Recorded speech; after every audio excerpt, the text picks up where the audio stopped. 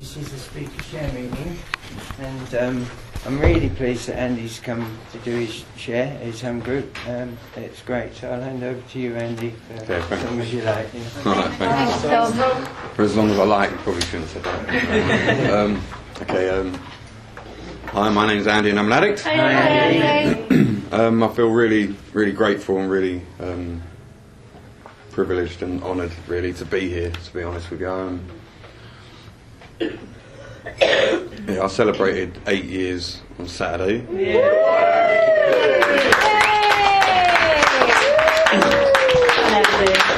how you did it. Okay, I'll give it a go. So I am. This whole week really has just like been a week of like reflection for me, really, and looking back, not only sort of over my recovery but sort of like just looking back, really. I don't know whether I've been sort of going through a bit of a midlife crisis or something. I'm not too sure, but I won't look too deeply into that. I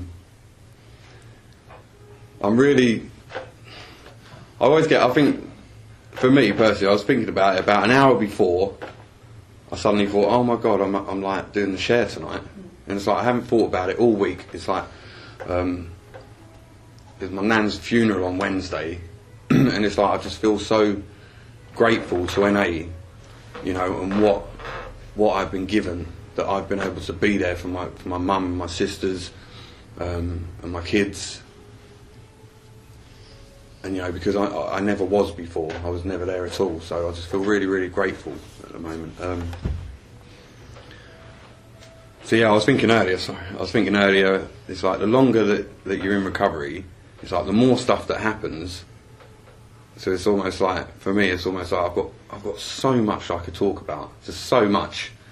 But it's like I don't even try to sort of figure it out what I'm going to say or plan it out or anything like that. I just sort of say it how it is and see how it goes, really. Okay, so Tom said about 25 minutes or something like that. Half an hour. Oh, half an hour, okay. Okay. I guess there's a few newcomers. That hopefully there's some people in here that haven't sort of heard my sort of share before, and you know, I don't question whether this disease, you know, it's the disease of addiction. I don't question, you know, whether I was born with it or this, that, whatever else. I just accept the fact that I've got it and that's that. I don't question it. And you know, and I can look back and sort of like see, you know, when I was younger and stuff. And I guess through working the steps as well, I've been able to like really, you know, look back and figure out, you know, stuff. And you know, and I think the longer I've been in recovery, the more and more stuff I remember. You know, I was severely, you know, I wasn't going to swear because of what Lester said, but I was severely fucked, basically. You know, the drugs fucked me up proper. That's all I can say about that, really. But I can remember from an early age, you know, just being a little terror, really, you know, stealing out my mum's purse and, you know, pound notes and stuff like this, and stealing cigarettes and just being a little terror, really. And I don't know why I was like that, because my brother wasn't like that, my sister wasn't like that. And, you know, the thing for me, I can really sort of pinpoint for me when things, you know, when I started using when I was 9, and I started sniffing solvents and petrol and Tipex thinners and then gas and you know, it sort of progressed like that. But the way that I look at that now was my dad left when I was 9. It just left me with feelings of, you know, rejection. I felt unloved, felt unwanted. You know, I'd lost my dad, and it's like I hadn't sort of learned or been taught how to manage or express my feelings at all. You know, my dad was like an RAF. He was in the RAF, and he was sort of like very sort of regimental, and you know, just feelings and stuff like that wasn't really spoken about in my house. And you know, so when that happened for me, I you know, the only way I sort of managed it was by acting out, like really, really acting out at such a young age. You know, I was smoking, I was sniffing, I was like stealing. Setting like cornfields on fire, and do you know what I mean? I was just lost the plot completely. I was just total little like nut. you know, and I used to hang around with people as well, you know, a lot older than me, and I just didn't feel a part of my family. I didn't really feel a part of anything, really. You know, I struggled in school. You know, I didn't know how to do some of the work a lot of the time, so I would mess around and, you know, act out even more and and get sent out of class and all of that sort of stuff. And it wasn't long before, you know, my mum couldn't handle me anymore, and, you know, I got expelled from school at 11. You know, my mum would send me to my room for being naughty, and I would climb out the window down a drain pipe, and I'd be gone for days. You know, it was just, you know, I was such a little shit, man. It really was. So yeah, you know, social services got involved and whatever else, and I got put into care for like 3 years, and yeah, that was really hard as well. But you know, that was, you know, I can really look back now and I can really accept what happened. You know, a couple of years ago it wasn't like that. It's like, oh, you know, my fucking mum put me in care, but do you know what I mean? It's like looking at it and it's like a lot of the time I understand things, but it isn't until they really like sink into my heart that I really truly understand something. Do you know what I mean? And that's how it's been like for me in working this program, really. So yeah, I come back, like I was in care for a little while, and then I come back and got back in with all my mates again, and like just started drinking like a bottle of whiskey a day, Jack Daniels, going up to like gateways and stealing it, and drinking a bottle of whiskey a day, and, you know, doing buckets and hot knives and all of that stuff. Do you know what I mean? And you know, I used to enjoy it in a way. Well, I did enjoy it, or else I wouldn't have done it, I guess. But you know, I used everything, really. Do you know what I mean? I've done trips and microdots and magic mushrooms. Used to go up Hardwick Heath and pig them and stay out all night and run around like lunatics and all of that. Do you know what I mean? So it was fun, you know. And I really used to enjoy, like, you know, hallucin. There we go. I wasn't going to say that word though. I was going to say hallucinogens, but that's not even a word. I mean, but anyway, so yeah, that was a Suffolk word. There we go. Yeah, but I did enjoy that. Do you know what I mean? It's because when I was sniffing, you know, when I started sniffing glue and that as well, it's like for me that was it. That done it for me. It's like reality just disappeared and I was just gone in a completely and utterly different world. It just took me away from every single thing, every feeling, every thought, just everyone. And it's funny, really, because towards the end of my using, I started sniffing glue again because the drugs just weren't working. It was just madness, isn't it? Yeah, so that went on for a little while, and you know, I went to like upper school and got expelled within 2 weeks. You know, I was violent. You know, I was disrespectful. I was a liar, cheat. You know, I walked around with just pure hatred and anger on my face, and it's like, you know, I used to walk up the road and people literally used to cross and walk down the other side of the road because I was just, I don't know, you know, I obviously gave off that thing that, you know, it's like, if I was walking up and if someone was to look at me for more than 3 seconds, it'd be like, what the fuck are you looking at? It was just totally and utterly nuts. It was just mad. But it's like I was so full of anger and rage and resentment and hurt, you know, and, you know, from that age of 9 when I really felt that hurt and stuff, it's like the following years, stuff just built up and built up and built up and built up because, you know, me using and drinking, yeah, that took me away from what was happening, and, you know, I didn't have to feel what was happening, and I could focus on other things, but, you know, that hurt was always there. But I was just piling stuff on top of it over and over and over and over again, and I did use extremely obsessively, and I was extremely compulsive with everything in my life, everything, every decision. It was usually the wrong one, but that's probably because I made it like compulsive. But anyway, so yeah, and then I'll skip forward a bit. At 16, I ended up like getting severely fucking hammered, and I ended up stabbing someone. And basically I got banged up for 5 years for it, and through that time, you know, I can remember, you know, I was 16 years of age and I was on remand for 2 years, and then I got a 5-year like detained sentence, and you know, I don't really know. All I know and all I can remember really was my mum and my sisters and that crying, and you know, me sort of like putting on that like hard nut exterior, like, yeah, what, 5 years sort of thing. But as soon as I got back to my cell, that was it. I was done, man. That done me proper. You know, I contemplated suicide, and you know, I was just a confused, angry, hopeless kid, I guess, who was severely hurt. That's how I would describe myself, I guess, at that time. And you know, through them 5 years, you know, I put on antidepressants and had sleepers, and you know, obviously there was drugs in prison, and we used to make hooch and all of this stuff, and you know, so I was still using, but you know, on some of the days that I wasn't using, I'd be down a gym, I'd be reading books, I would just be doing stuff. I must have read over 1,000 books when I was inside, just one after the other, anything just so that I didn't have to think, you know, about what was going on or even feel anything. It's like, it was the same, you know, and for me really looking back at that time, it was a perfect example of how I can say, do you know what, yeah, I've got the disease of addiction, because when I wasn't using, you know, when I was in prison,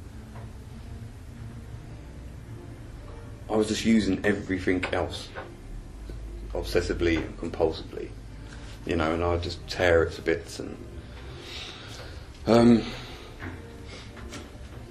yeah, and then when I came out when I was 21, so I'd missed all my teens, which I do feel a little bit sad about, actually, but you know, it's the way it is, consequences for you. Yeah, I come back, and then like I got involved with some not very nice fellas, and one of my mates got shot, and I just thought, you know, I can't do this anymore. So got in contact with my dad again, and like moved up to Milton Keynes with my dad, and that was just, if I really had a choice, that's not what I would have done. But to be honest, like, all of my family live in Bury St Edmunds, and he was the only one that didn't, and he was the only place I could go to really. So I moved up there, and things went from bad to worse really. You know, I was so full of anger and resentment that fucking used to like physically fight all the time. You know, I would constantly steal off him. It just wasn't a good move really. So, you know, I met a girl. I got in with like this gang of lads and started using and stuff like that again. I'd go to the pub every night, but I met this girl and sort of like moved in with her near enough straight away. I just needed to get out of my dad's house. I needed to get away from him, because I really felt like one night I would kill him. I really fucking felt it. I really, you know, I knew that something really, really bad was going to happen if I stayed there. So I moved out with this girl, and you know, started getting into the party scene and clubbing, like from a Thursday to a Sunday, you know, Sanctuary and Ministry of Sound and all of this stuff, you know. And for me, I guess from probably from like 21 to about 23 probably, so for a couple of years, you know, I really enjoyed going clubbing, and you know, but all through this time I was just fucking, you know, I couldn't be faithful in a relationship. I didn't know how to have a relationship, not any sort of relationship at all with anyone really.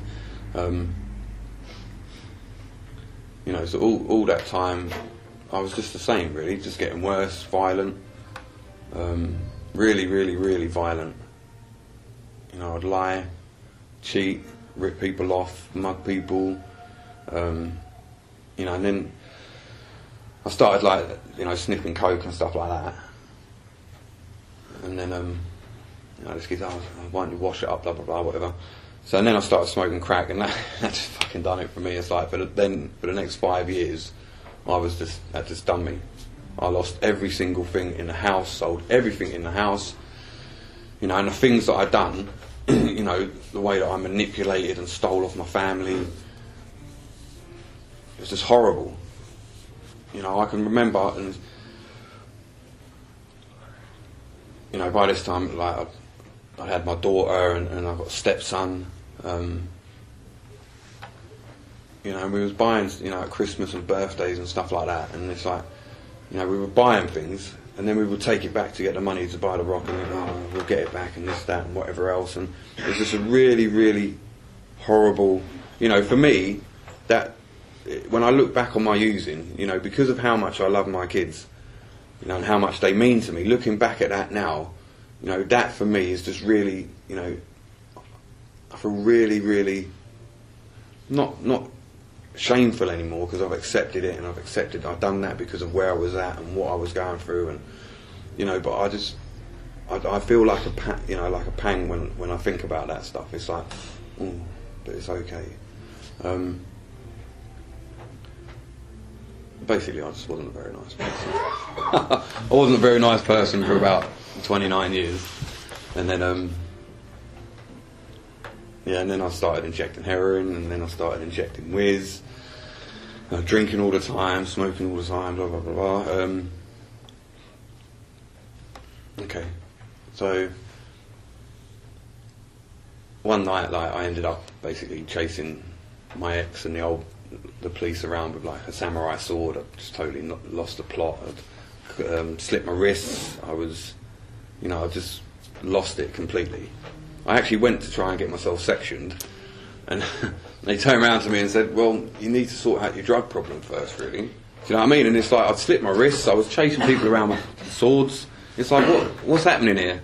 You know, I couldn't get the help that I needed, and you know, I got nicked for that, and blah blah blah, and then I got basically I got forced, is that the right word?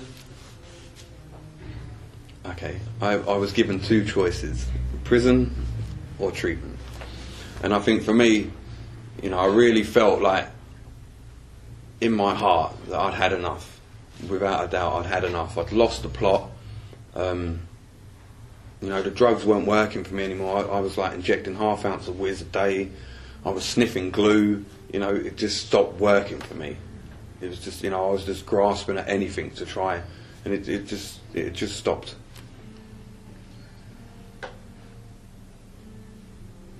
So yeah, so I decided to take the treatment route and give that a go. You know, and for me, I don't want to talk too much about treatment, but you know, I can't get away from you know, that was my experience. That was my, you know, that is part of my story and my journey, and I guess, you know, for me, they sort of held me together. You know, and gave me the support that I needed at the time, and after doing, like, I'd done 4 months treatment in Bury, and then I went off and done secondary in Bournemouth as well, and I could have stayed down in Bournemouth, but my ex, like my kid's mother, you know, was still using, and for me, I could really see, you know, that my kids were going to end up in care if something didn't change, if I didn't, you know, do something. So I came back, and you know, I got my kids off her, and you know, and I've looked after them ever since, and that has just been, it's been hard, but it's been great. It's been hard, but it's been great. I don't know. Yeah. And, you know, treatment introduced me to the rooms as well, so, you know, for that I am grateful, definitely. And for me, I guess, you know, I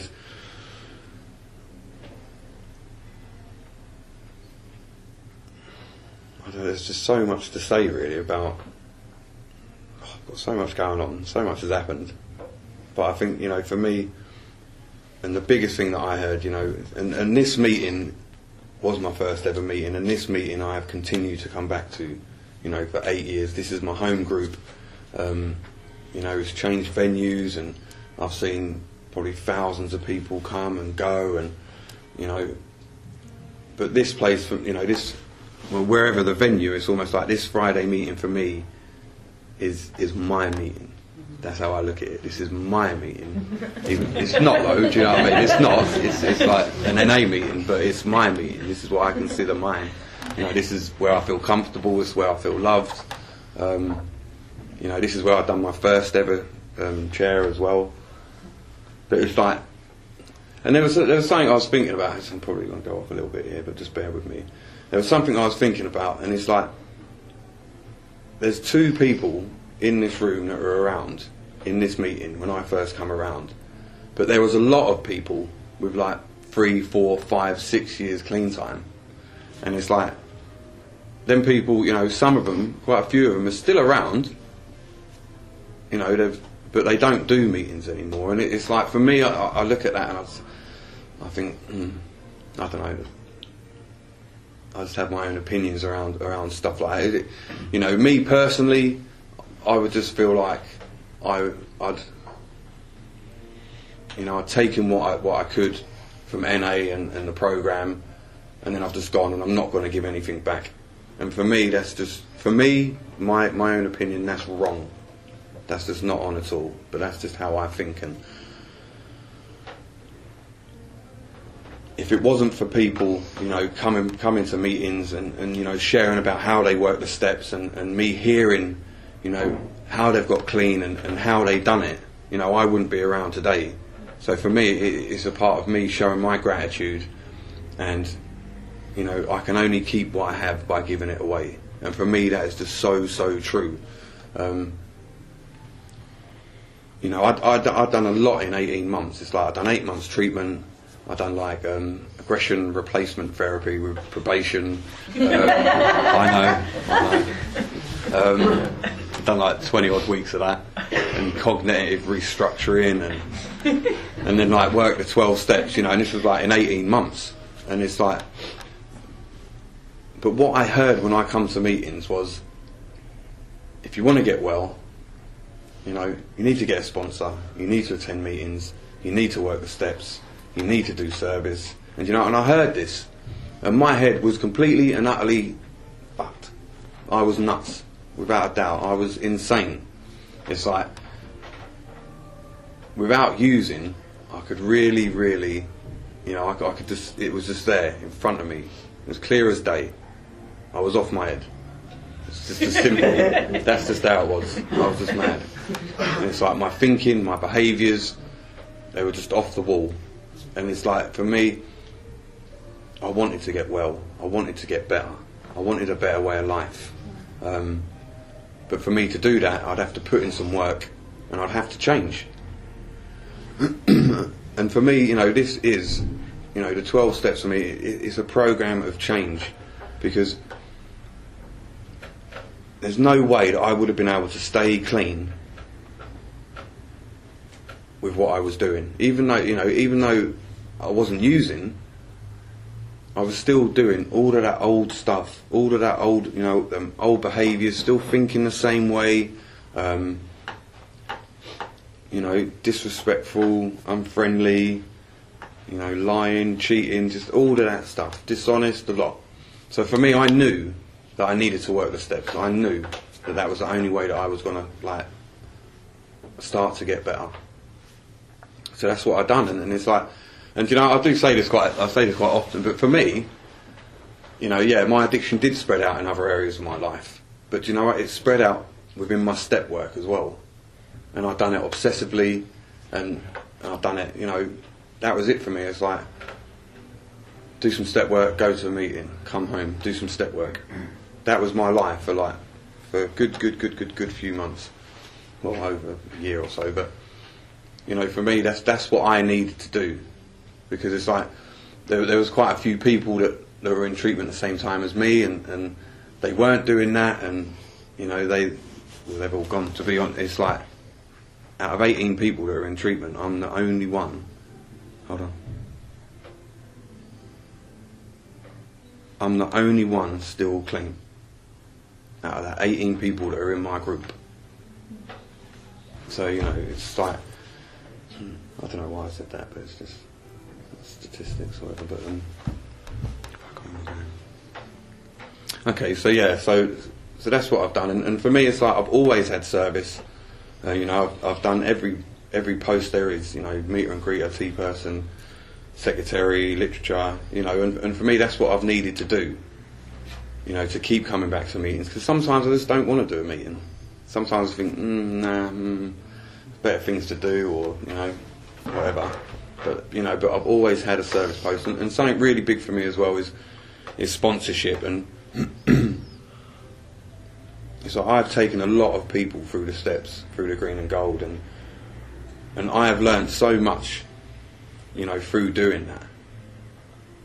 You know, and that for me is being of service and giving back what was given to me freely by a wonderful man, by such a loving man, and that is what it's about for me.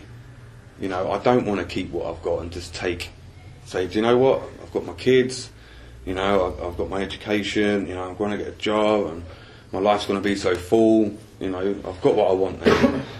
You know, I'm not going to come to meetings anymore, what's the point? And that's what other people have done, and that really pisses me off. But anyway,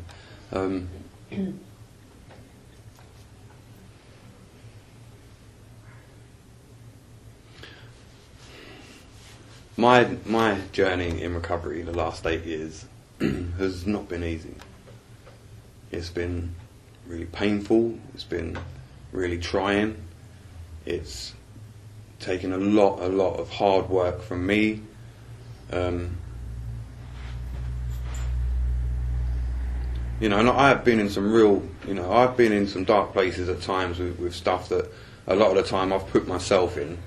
But you know, the bottom line for me, and you know, and this is what my sponsor has always said to me, the bottom line, when it comes down to everything, take everything else away, you know, the bottom line for me is just don't use. That's it. However much pain I'm going through, however, you know, whatever I'm doing, just don't use. And for 8 years and 6 days, that's what I've done. Do you know what I mean? Because sometimes it's come to that. It has. You know, and I've had to reach out and I've had to ask for help, and you know, I've had to trust another man, and it's been really, really difficult. One of the biggest gifts recovery has given me, and you know, working the steps, the spiritual principles out of the steps, and for me it's about, you know, I try to be the best person I can be on a daily basis. Sometimes I'm not, sometimes I'm still a little shit, sometimes I do, you know, lie, sometimes I do this and that, but you know, I'm not perfect, and if I was, then I wouldn't need to come back, I wouldn't need to be it. But you know, I try to, well, no, it's not even so much as try anymore, it does come naturally now, and it's like, you know, I want to be a kind and loving and gentle and respectful and, you know, courageous man. That's who I want to be today. You know, I don't want to be how I used to be, because it's just painful being like that. You know, so I've changed all of that stuff only because I've worked the steps, only because I've accepted, you know, my past, and I've worked through it, and you know, I've made my amends, and you know, and I have a loving God in my life, a God of my own understanding. That was actually like a pretty good sort of swipe through over the steps then, so I have to go through a whole lot of them. I think today, you know, the biggest thing that I've got today, and the biggest thing that has happened to me as well in recovery, is that, you know, even though I said it's been really, really painful, do you know what? It's been really, really joyous as well, and freeing. And I've been so happy at times that it's just been amazing. And it's like, you know, I've had the privilege, you know, of falling in love, and then sort of the pain of sort of not, you know, not being in love anymore, and, you know, all of that stuff, and that relationship stuff there, which I do still struggle with a lot, you know, but I'm learning. And that's what this program's about. It's about me learning, it's about me changing. You know, but I've been to so many. At the age of 29, I've never been abroad. Do you know what I mean? Since I've been in recovery, I've been to Africa, I've been to Egypt, I've been to Turkey, I've been to Italy, I went to Barcelona, the World Convention, and it's like, you know, for me, that is freedom for me. That is what this program has allowed me to do. It's allowed me to be free. You know, And my children as well, you know, I look after my eldest son and my eldest daughter, and it's like, you know, I definitely thought that my son would have ended up in care or prison but this program, you know, the 12 steps has just had such an effect on me and changed who I was. It's had a profound effect on my children as well, and they've just grown to be so fucking beautiful. It's unreal. And if nothing else, you know, it's like, I think at my very core, that's where my gratitude comes from, because it's not only changed me and allowed me to live and be free, it's had that effect on my children as well. You know, and NA has done that. The program has done that because I've worked it. And another little sort of, well, not sort of, you know, I had another relationship where I was in love and then I was out of love again, so that was sort of happy and then sad. But the most joyous thing that's happened out of that is that I've got a little boy. And for me, you know, I've got 4 children now, but the 3, you know, eldest, you know, I think because I was using, you know, so much and just blocking out all it was just so, you know, I love my kids, but I couldn't ever show it. Sorry. But I couldn't ever show it. You know, yeah, you know, I'd say I'd love it, but I didn't know how to be caring and loving and affectionate and stuff in my using, you know, and today it just feels so different, because it's like I can look at him, and even when I think of him, it just makes me so happy. It could easily bring me to tears sometimes, because I just feel so happy. Do you know what I mean? It's just amazing. This program is amazing. It has changed my life. It's changed my kids' life. You know, and it's like, I'm just really, really, really full of gratitude. And I'm sure I have got loads more to say, but I think that, you know, I'd just be pushing it a bit, really. I don't know, I'm just really, really grateful. And, you know, I couldn't have done this without everyone in this room. I couldn't have done this without my sponsor. I couldn't have done it without my friends. And I couldn't have done it without my higher power. And I couldn't have done it unless I wanted it. And that was the biggest thing for me. I wanted to get well. And I want to continue to get well, because I'm still a little bit sick. but that's okay. Do you know what I'm saying? That's all right. It's about progress, not perfection. And it's in my heart, you know, I have the disease of addiction. For me to continue to get well, I need to continue to do the things that I've done for the last 8 years. And it's as simple as that to me. So, big up NA. Thank you. Thanks, Andy. I'm trying.